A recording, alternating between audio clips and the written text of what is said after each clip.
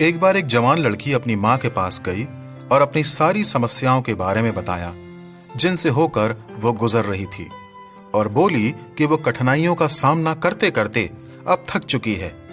उसकी माँ उसे किचन में ले गई और 3 बर्तनों में उसने पानी लिया, और पहले बर्तन में उसने गाजर, दूसरे में अंडा और तीसरे बर्तन में उसने कुछ कॉफी बीन्स डाले और तीनों को 30 मिनट के लिए उबाला।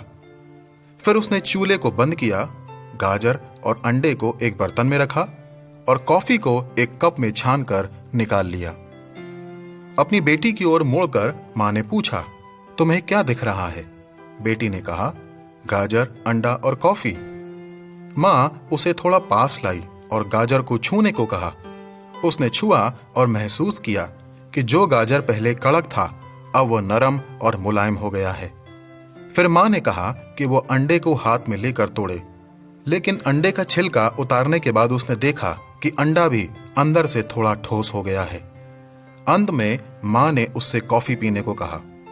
कॉफी की पहली चुस्की लेते ही लड़की का चेहरा खिल उठा, क्योंकि कॉफी बहुत टेस्टी थी और उसकी सौंधी महक से पूरा किचन भर गया था। इसका क्या अर्थ है मां? लड़की ने पूछा।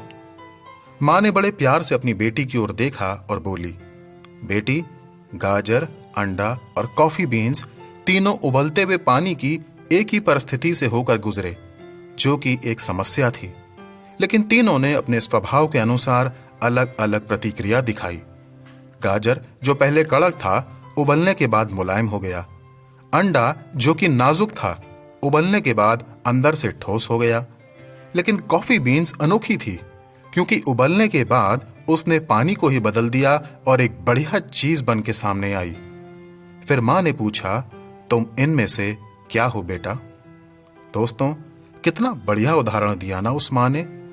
जब भी हमारे सामने संकट या मुसीबत आए तो हमारी प्रतिक्रिया कॉफी बीन्स के समान ही होनी चाहिए।